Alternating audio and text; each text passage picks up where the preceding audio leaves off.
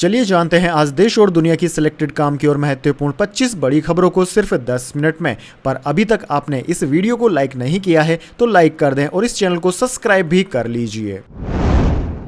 अमित शाह बोले, जम्मू कश्मीर में कांग्रेस और एनसी सरकार नहीं बना सकती, कोई ताकत यहां ऑटोनॉमी की बात नहीं कर सकती, जब तक अशांति रहेगी पाकिस्तान से बात नहीं होगी। जी हां दोस्तों, गृह मंत्री अमित शाह ने शनिवार को जम्मू के पलोरा में जनसभा को संबोधित किया। विधानसभा चुनाव को लेकर अमित शाह की यह पहली रैली है। उन्होंने कहा कि जम्मू कश्मीर में कांग्रेस और नेशनल कॉन्फ्रेंस की सरकार कभी नहीं बन पाएगी। अमित शाह ने यह भी कहा कि कांग्रेस नेशनल कॉन्फ्रेंस का गठबंधन LOC यानी कि नियंत्रण रेखा भारत पाकिस्तान बॉर्डर पर फिर से ट्रेड शुरू करवाना चाहता है। उनका पैसा आतंकवादियों के मददगारों तक पहुंचेगा और इलाकों में फिर से अशांति आ जाएगी। हालांकि भाजपा सरकार के रहते ऐसा संभव नहीं हो पाएगा।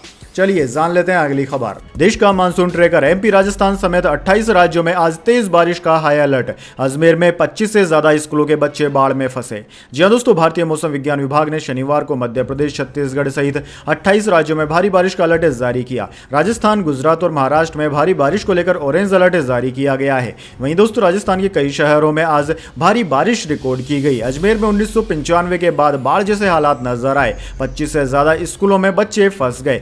पर 3-4 फीट पानी के बीच उनका रेस्क्यू किया गया। इसके अलावा दोस्तों, भारतीय मौसम विज्ञान विभाग ने 18 राज्यों में भारी बारिश का आज अलर्ट जारी किया है। इन राज्यों में राजस्थान, महाराष्ट्र, छत्तीसगढ़, गुजरात, गोवा, महाराष्ट्र, केरल, आंध्र प्रदेश, तेलंगाना, ओडिशा, असम, मेघालय, नागालैंड, मणिपुर, मिजोरम, त्रिपुरा, झारखंड आदि राज्य शामिल है। इन राज्यों में भारी बारिश का अलर्ट जारी किया गया है।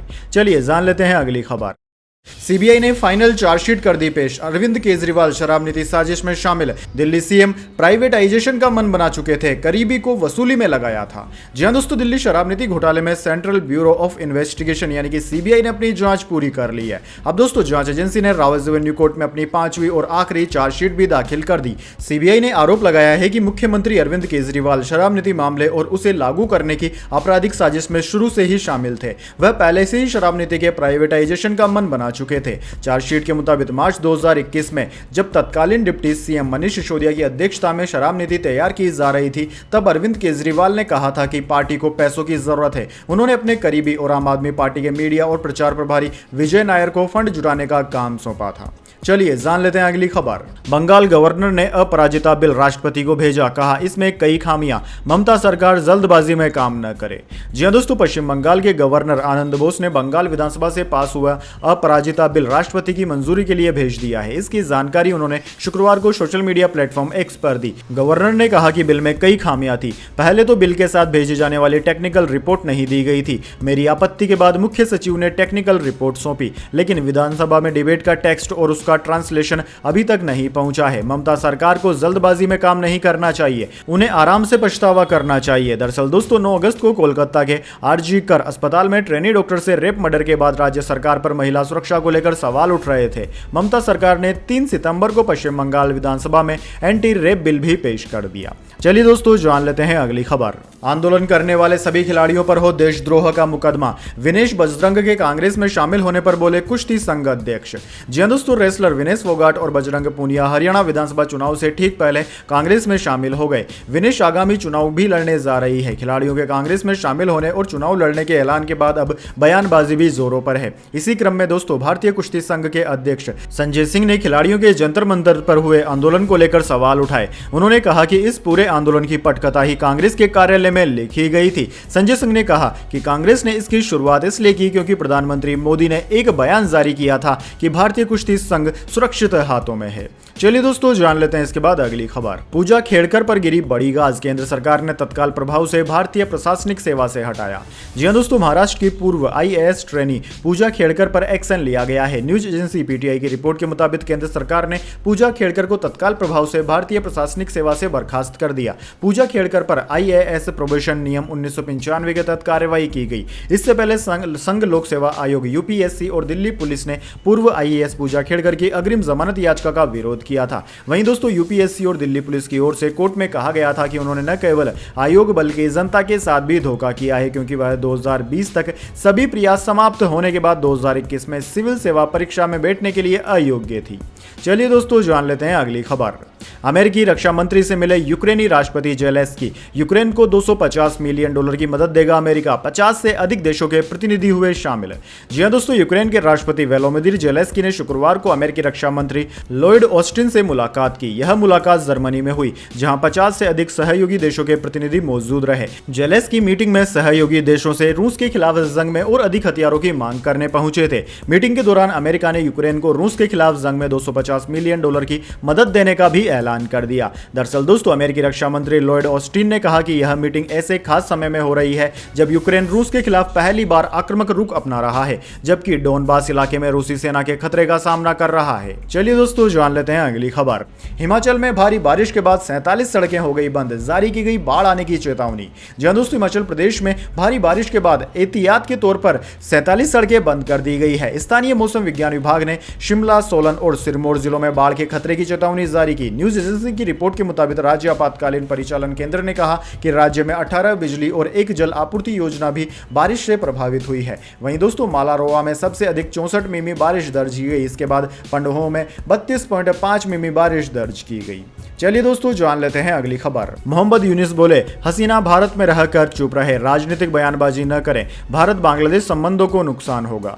जी हां दोस्तों, बांग्लादेश की अंतरिम सरकार के चीफ एडवाइजर मोहम्मद यूनिस ने न्यूज एजेंसी पीटीआई को दिए एक इंटरव्यू में कहा कि पूर्व प्रधानमंत्री शेख हसीना को भारत में रहकर राजनीतिक बयानबाजी नहीं करनी चाहिए। यूनिस ने कहा कि वो हसीना के प्रत्यार्पण की मांग करेंगे, लेकिन तब तक हसीना को चुप रहना चाहिए, जिससे कि दोनों देशों को दिक्कतों का सामना न करना पड़े। वहीं दोस्तों, यूनिस ने कहा कि हमने भारत के सामने अपना रुख साफ कर दिया है। अगर भारत शेख हसीना को प्रत्यार्पण की मांग तक अपने पास रखना चाहता है तो हसीना को चुप रहना होगा। हसीना पिछले 1 महीने से भारत में ही रह रही है। उन्हें 5 जून के बाद शुरू हुए हिंसक विद्रोह प्रदर्शनों के बाद 5 अगस्त को प्रधानमंत्री पद से इस्तीफा देना पड़ा था।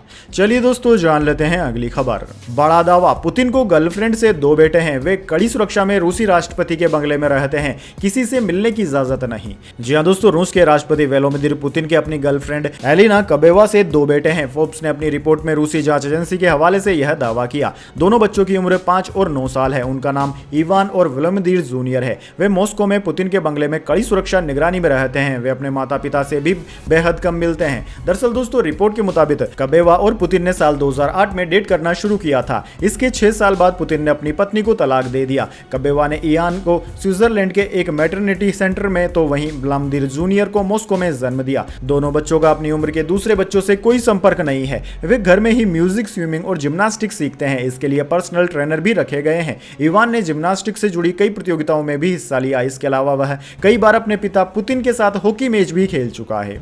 चलिए दोस्तों, जान लेते हैं इसके बाद अगली खबर। आजादी चाचा भी कूदे दंगल में, 36 साल बाद जमात का भी समर्थन। कश्मीर में बदली है चुनावी फिजा। जी हां दोस्तों, जम्मू कश्मीर में विधानसभा चुनाव को लेकर इन दिनों प्रचार अभियान जोरों पर है। नए चुनाव परिदृश्य में नेशनल कॉन्फ्रेंस पीडीपी जैसी कश्मीर आधारित पार्टियां खुद को एक अनजान क्षेत्र में पा रही है, जहां ये दल वोटरों को अपने पक्ष में करने के लिए एक नई रणनीति की तलाश में है। दोस्तों, पिछले 3 दशकों में कश्मीर घाटी में लगभग हर चुनाव प्रक्रिया हिंसा, आतंकी धमकियों और अलगाववादियों की चुनाव बहिष्कार के आह्वान से प्रभावित रही। पहले राजनीतिक कार्यकर्ताओं को निशाना बनाया जाता था। चुनाव के खिलाफ आतंकी धमकी वाले पोस्टर रोजाना की घटना थी। भय के माहौल को और बढ़ाने के लिए हुर्रियत कॉन्फ्रेंस के बैनर तले आतंकवादियों द्वारा चुनाव बहिष्कार का आह्वान किया जाता था। इन सभी वजहों से श्रीनगर, दक्षिणी कश्मीर और उत्तरी कश्मीर के कुछ हिस्सों सहित कई क्षेत्रों में मतदान प्रतिशत में भारी गिरावट आ रही थी। लेकिन दोस्तों, धारा 370 हटने के बाद से चुनावी फिजा बदली नजर आ रही है। वैसे दोस्तों, कमेंट करके आप बताइए कि धारा 370 हटने के बाद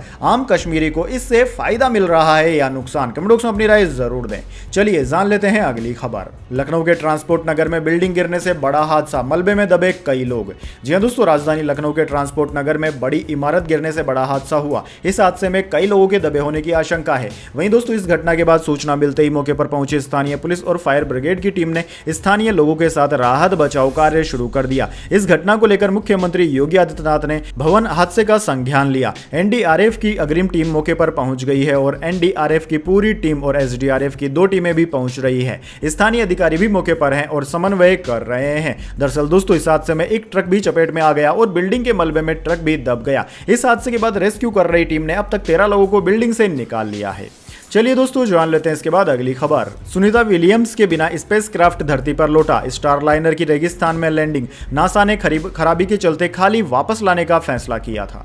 जी हां दोस्तों, एस्ट्रोनॉट सुनीता विलियम्स और उसके साथी बुश विल्मोर को स्पेस स्टेशन ले जाने वाला स्पेसक्राफ्ट 3 महीने बाद धरती पर सुरक्षित लैंड हो गया। 3 पैराशूट और एयरबैग की मदद से इसकी लैंडिंग हुई। नासा के मुताबिक स्पेसक्राफ्ट भारतीय समय के अनुसार सुबह 3:30 बजे इंटरनेशनल स्पेस स्टेशन से अलग हुआ था। इसको धरती पर आने में करीब 6 घंटे लगे। स्टारलाइनर ने 9:15 पर पृथ्वी के वायुमंडल में प्रवेश किया था। तब इसकी गति करीब 2735 किलोमीटर प्रति घंटे थी। यह सुबह 9:32 पर अमेरिका में न्यू मैक्सिको के व्हाइट सैंड स्पेस हार्बर में लैंड हुआ।